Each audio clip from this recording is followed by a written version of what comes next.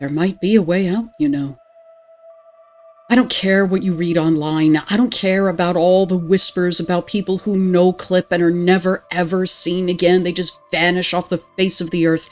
There just might be a way out. But it's not for the weak. You have to know what sacrifice is. You have to be willing to fight the most basic parts of your own humanity. You have to master yourself, and even then, you might leave parts of yourself behind. Only those who completely vanquish their own desires can be free. Because if you ask the Brotherhood of Egress, the key to the Backrooms exit door is the 7 deadly sins. The Brotherhood of Egress, that's a fancy word for exit, so this group is basically the Brotherhood of Exit, is a kind of a cult that doesn't appear in the video game Escape the Backrooms, and I don't know if they'll make an appearance in the upcoming Backrooms movie. I sure hope they do, because I would love to see what the movie does with them, but they are part of the broader Backrooms lore that has developed online, and they are convinced that they found a way to leave the endless liminal nightmare of the Backrooms by performing 7 specific actions, and each one of these corresponds to one of the 7 deadly sins and its opposite, the 7 capital virtues. The Brotherhood believes that doing the polar opposite of each one of the 7 deadly sins is their ticket out of the Backrooms. Do they have a point? Let's find out. Now, before we get going, I want to give a special shout out to a great podcast called Heart Starts Pounding with Kaylin Moore. Her recent YouTube video on Backrooms lore includes a segment on the Brotherhood of Egress, and that is what gave me the idea for this video. And it's also the basis for most of my research on the Brotherhood. So please go and check out that video, and she's got a lot of other really great things on the whole channel. So feel free to explore around there, and I will put the link to her YouTube video on the Backrooms in the description. Everyone knows about the 7 deadly sins, whether you went to Catholic school or not, and you may even know exactly what some of those sins are. But this vice list goes way back in history, all the way back at least to the 4th century AD, with a list compiled by a monk named Evagrius Ponticus. And over time, the number of sins in the list changed. Sometimes there were 9 deadly sins, sometimes there were 8. The final form, the list that we're familiar with today, with the number 7, was put together by Pope St. Gregory the Great. Yes, the same Pope Gregory the Great who codified Gregorian chant. And that list appeared in the year 590. But what often gets missed about the 7 deadly sins is that they can be overcome by practicing their opposite virtues, known as the 7 capital, or sometimes also called the 7 lively virtues. This is an idea that Christianity inherited from the Greek philosopher Aristotle's concept of the golden mean, the middle ground between extremes of excess and deficiency. So let's take the virtue of courage, for example. Say there's a soldier who wants to be a hero and win the Medal of Honor. So he breaks away from his unit and tears across the battlefield all by himself, shooting at everything that moves and full-on frontal assaulting the enemy all by himself. Now, this is actually not courage. It's the extreme of recklessness. But say you also have a soldier who breaks away from his unit not to be a one-man army, but to flee. His fear overcomes him, and he abandons his brothers in arms, leaving them to their fate to save his own skin. This is a deficiency all the way across the other end of the spectrum from the extreme or excessive recklessness, and so this would be the deficiency of cowardice. But the soldier who overcomes his fear and resists the temptation of heroics, and stays with his fellow soldiers, brings his training into the battle, subjects his emotions to his reason, that soldier is courageous. And that is the golden mean, right in the middle. That is the virtue that should be aimed for. Now, the way in which a person acquires virtue, according to Aristotle, is to actually do the virtuous thing repeatedly until it becomes an ingrained habit and it's just second nature. You don't even have to think about it anymore. You just automatically default to the virtuous action. And so, inspired by Aristotle's golden mean, the 7 deadly sins also have their opposing virtues and range of excess and deficiency. And in the Backrooms, the Brotherhood of Egress thinks that practicing these virtues is their ticket out of that liminal hellscape. Here's how they think that works. The first thing the Brotherhood members do is take a vow of lifetime celibacy, with a Latin phrase that means, I will not covet. Of course, thou shalt not covet is one of the 10 commandments, or 2, depending on whether you're looking at the Protestant numbering or the Catholic numbering. And we get this, of course, from the book of Exodus, chapter 20, verse 17, which says, You shall not covet your neighbor's house. You shall not covet your neighbor's wife, or his manservant, or his maidservant, or his ox, or his donkey, or anything else that is your neighbor's. Now, there are actually 2 deadly sins that are connected to these commandments. One would be the sin of lust, of course, coveting the neighbor's wife, and that includes coveting the neighbor's husband, by the way. Coveting the neighbor's spouse, I think, would be a better way to put it. And there's this deadly sin of greed in coveting the neighbor's possessions. The Brotherhood of Egress is specifically linking coveting to celibacy in this vow that they're taking. So the first action in their escape plan is related specifically to coveting the neighbor's spouse. Coveting the neighbor's possessions is going to come later when we take a look at their reaction to the deadly sin of greed. So the more obvious reference to this vow is to the 10 Commandments.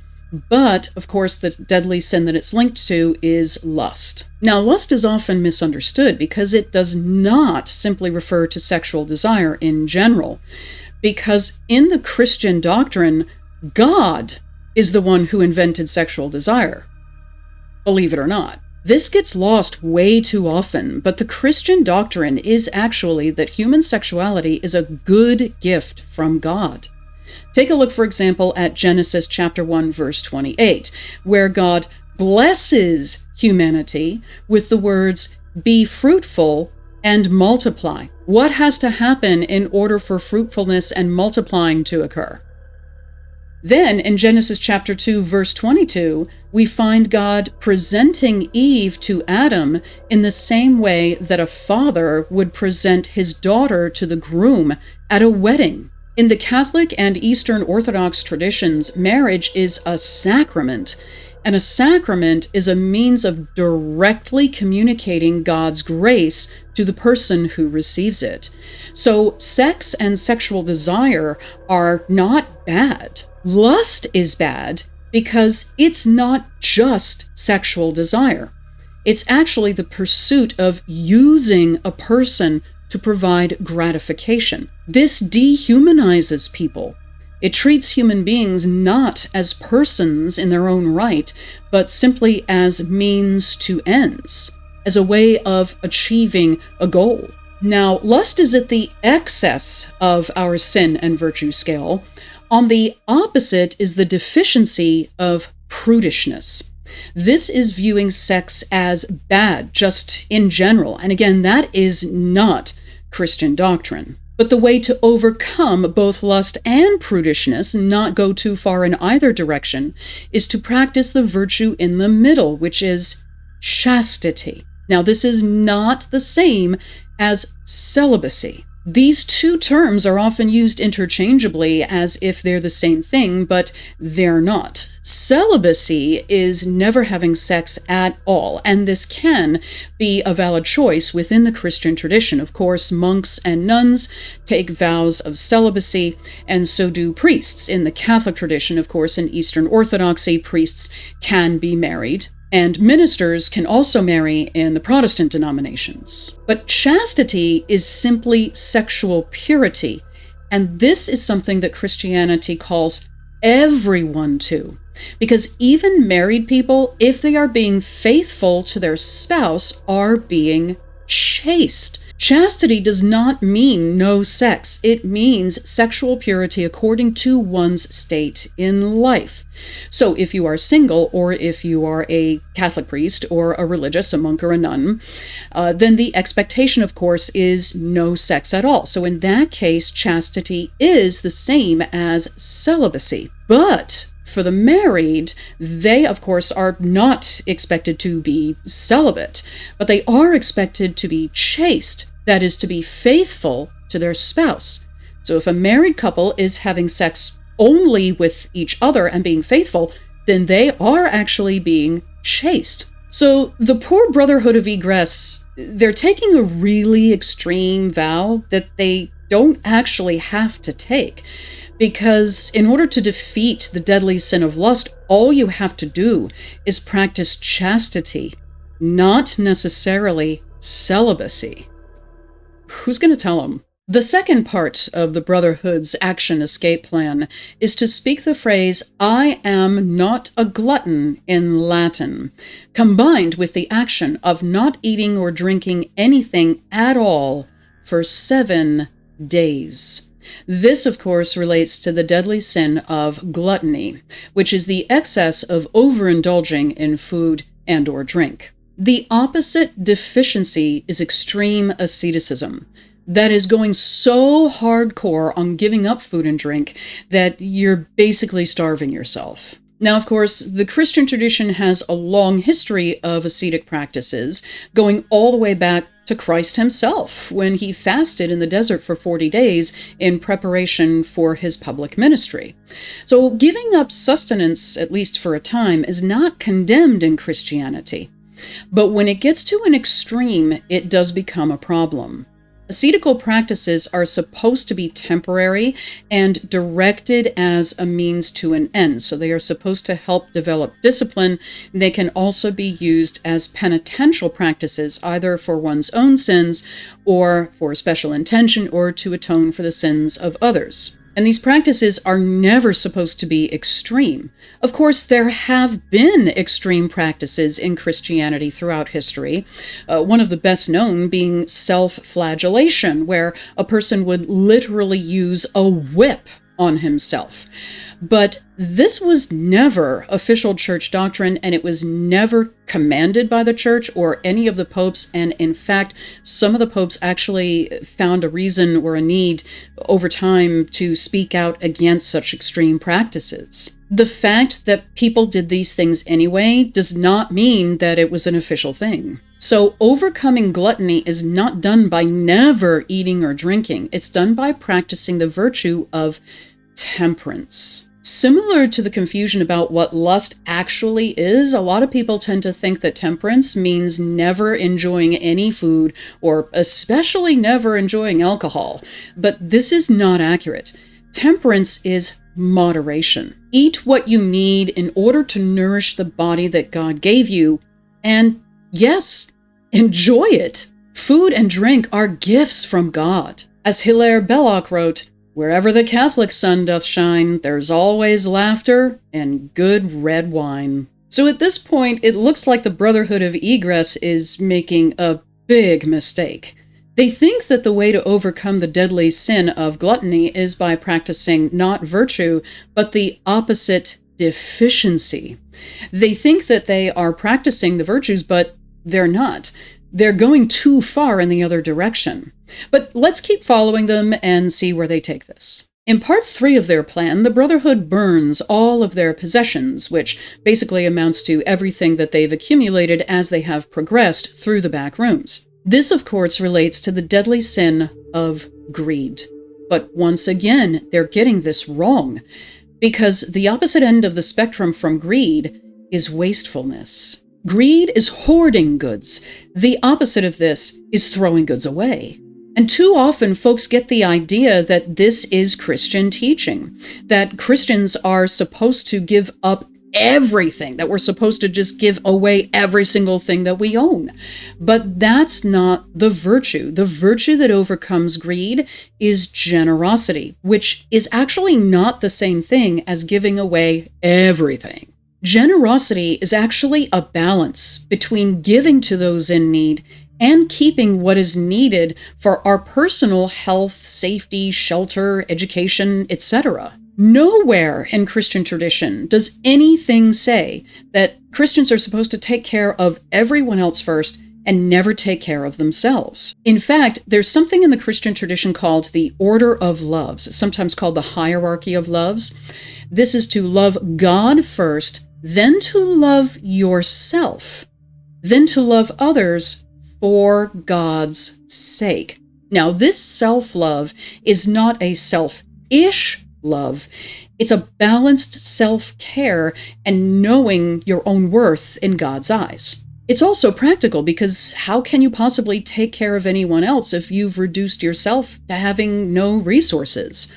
It's kind of like the airplane safety instructions when you're told that in the unlikely event the cabin pressure drops and the oxygen masks come down, and if you're traveling with a child, your immediate instinct is going to be to put the mask on that child first. But they always tell you to put the mask on yourself first, because if you pass out, who's going to help that child put the mask on? Christian self-love is similar. Take good care of yourself because you are a creation of God. And you can also then take care of the other people that God has placed in your life because they are creations of God too. That is the virtue of generosity. Now, I know what some of you might be thinking. What about when Jesus told the rich young man to give away all of his possessions to the poor and then come and follow Jesus? Well, most scholars believe that that was specifically meant for that man only, because he was so attached to those goods that they were keeping him from having a good relationship with God and a good relationship with others. So he was actually being at least a little bit greedy. And so the way to get rid of that greed was for him personally to give up everything and go and follow Jesus. But there are other wealthy people in the Gospels who are never told to give up all of their possessions, but at the same time, they are generous with those possessions.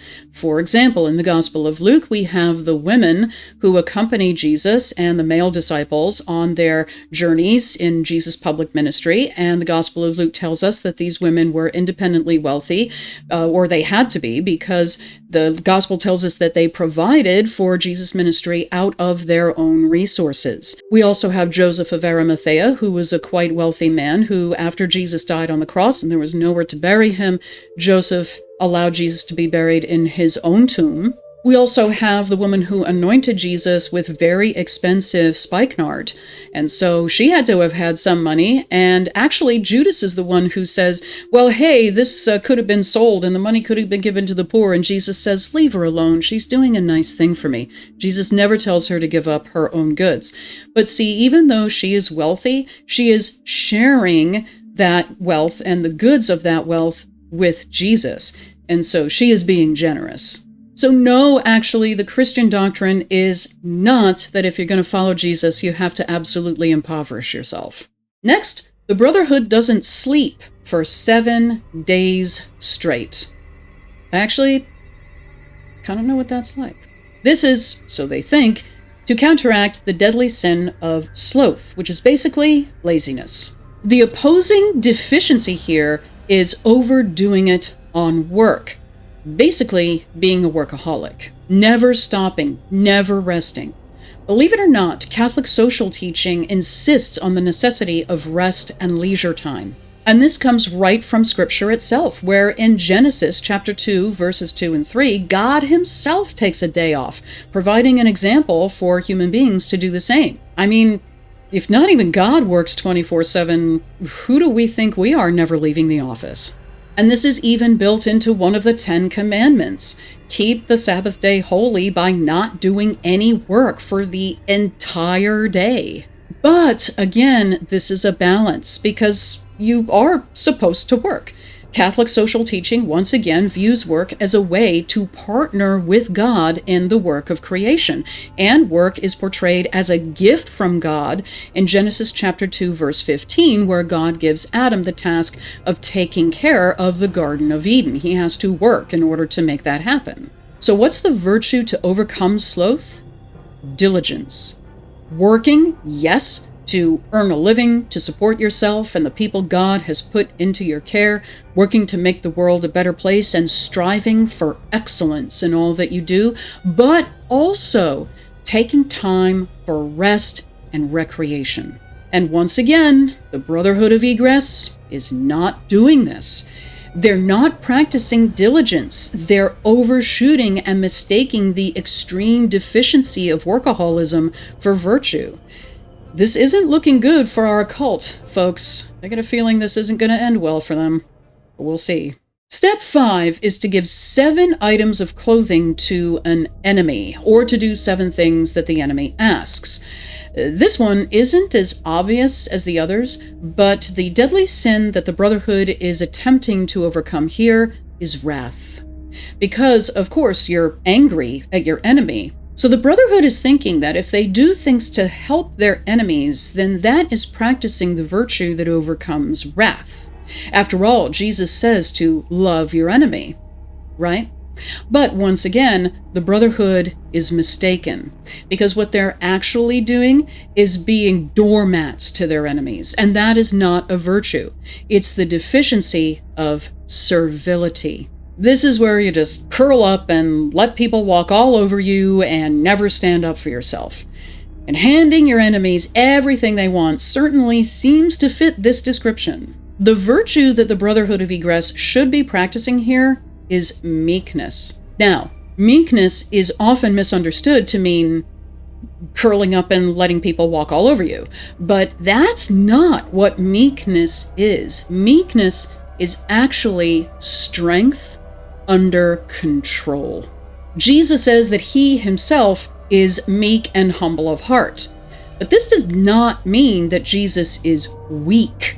Quite the opposite. Yes, Jesus lets himself get arrested in the Garden of Gethsemane, but the key here is that he lets himself get arrested. When his disciples try to defend him, he says, "Do you think that I cannot appeal to my Father, and he will at once send me more than 12 legions of angels?" In the Gospel of John, when Jesus announces that he is the one the soldiers are looking for by saying, "I am," which is actually an expression of the name of God, those soldiers fall down on the ground at the revelation of Jesus' divine identity. But this entire time, Jesus is in complete control. After telling his disciples that God the Father could send Jesus 12 legions of angels if he only asked for them, he adds, "But how then should the scriptures be fulfilled that it must be so?" Jesus could wipe out that whole party of soldiers with nothing more than a glance. But he doesn't, because it's part of his mission to go to the cross. So Jesus is being meek here, not being a victim, but restraining his divine power in order to accomplish his mission of salvation. Again in John, Jesus tells his disciples, "No one takes my life from me, but I lay it down of my own accord. I have power to lay it down, and I have power to take it again." So when Jesus says, love your enemies, if he doesn't mean let your enemies do whatever they want to you, what does he mean?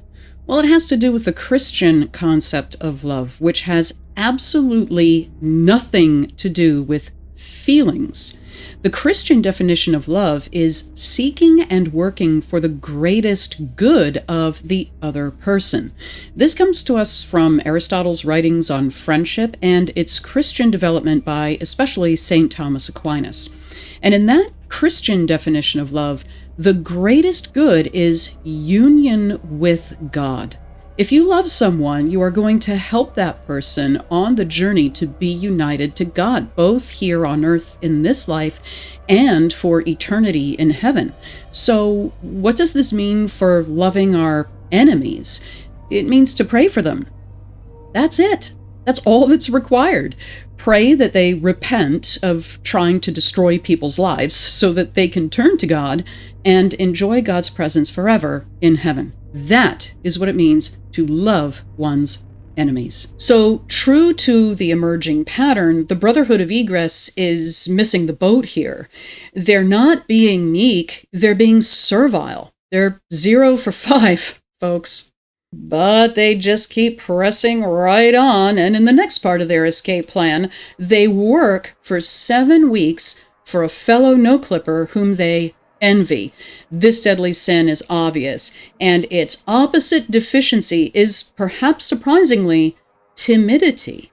You see, envy is wanting what someone else has to the point that you're willing to hurt that person, or at least to see that other person experience a serious setback so that you can have what belongs to them, or at the very least, even if you don't have what belongs to them, you can see that person have those things get taken away. But if you're timid, you never go after anything that you might want.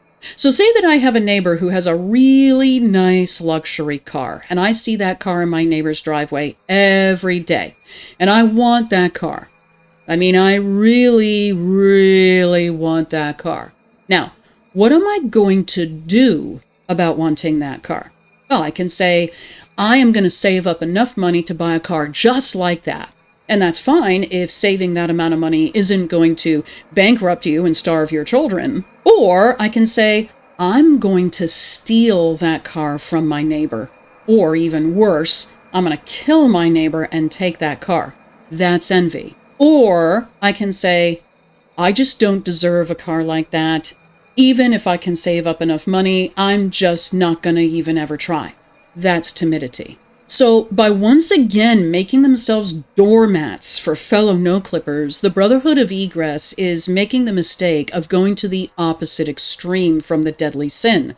They're not actually practicing the virtue that overcomes envy, which is kindness. Now, this isn't kindness in the sense of being nice to people. It's more wishing other people good, or wanting the best and the highest good for others.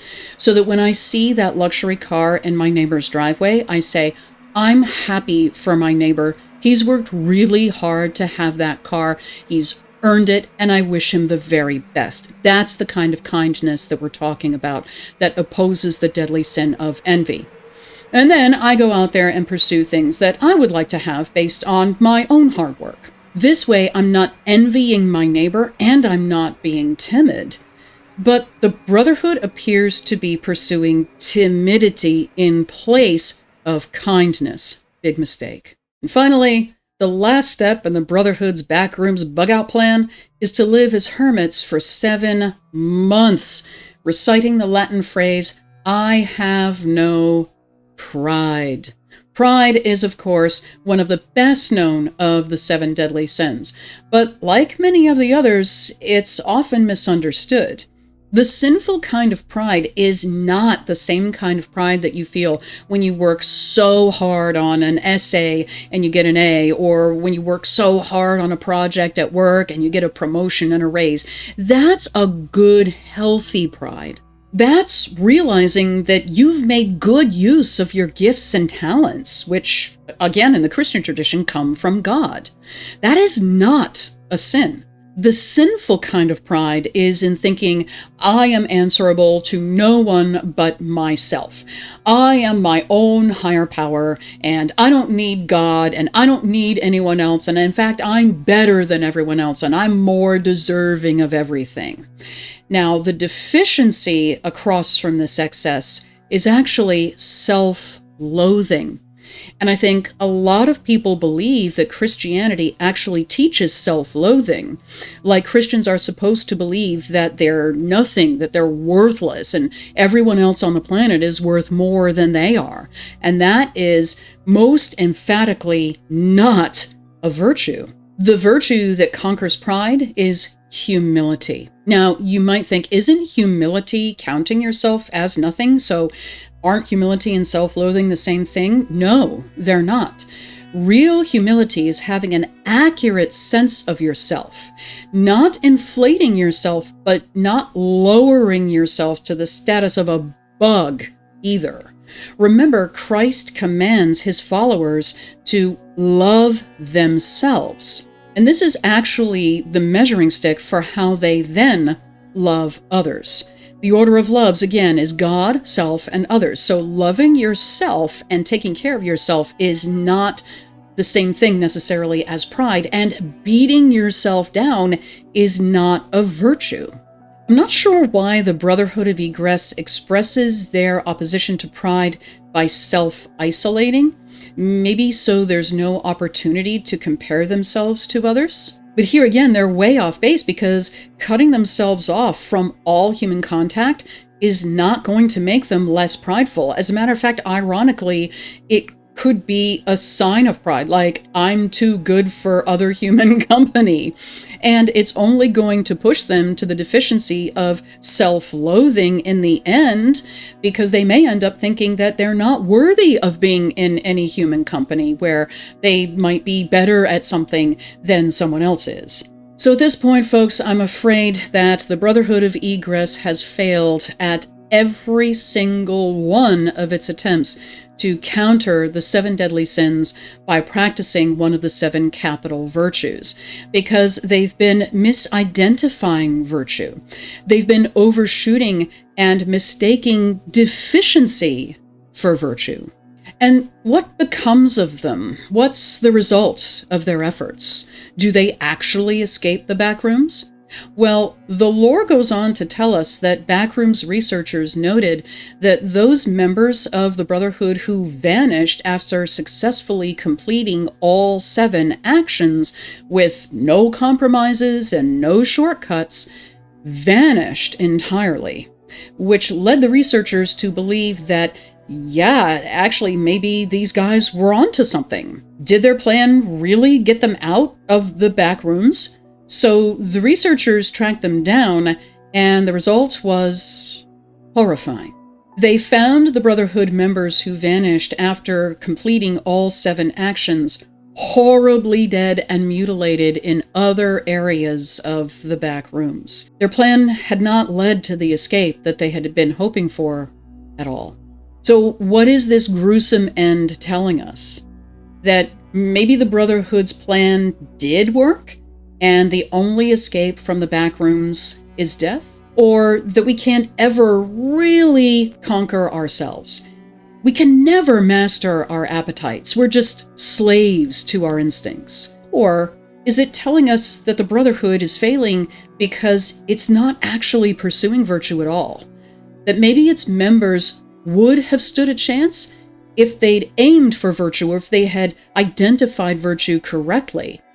But because they always pursued deficiencies, they unknowingly condemned themselves to a horrific end in a world divorced from reality.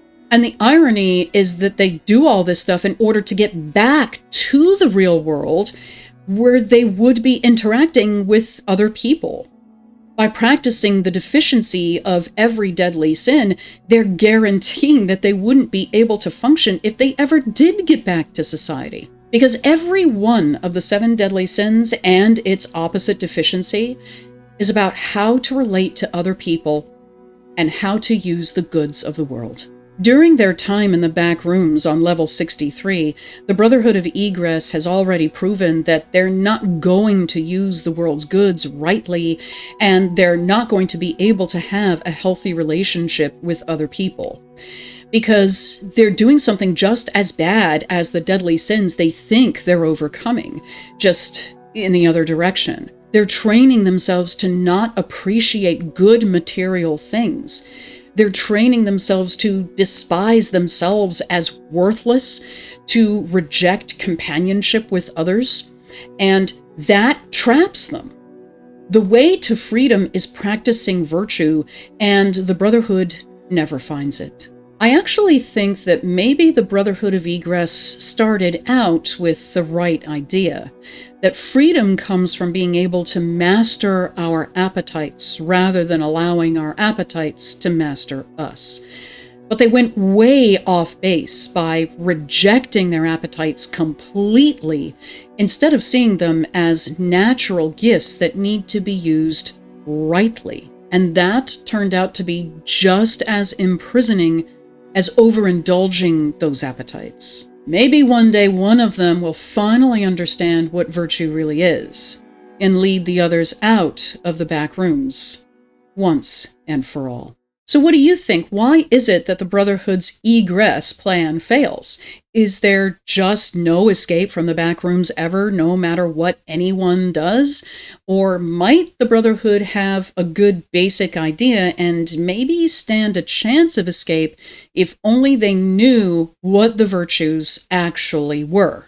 Let us know in the comments. If you like this kind of content, deep diving into the ways that horror, video games, and movies, and in this particular case, internet creepypasta lore, use religious themes and imagery, there are a lot more videos on my channel that cover exactly this. And we continue the discussion over on our Discord server, so if you'd like to keep the conversation going, please head on over there. We would love to see you. As always, thank you so much for giving my videos some time out of your day. I really hope that you enjoyed it, and I hope that you join me for the next one. Until then, take good care. Bye now.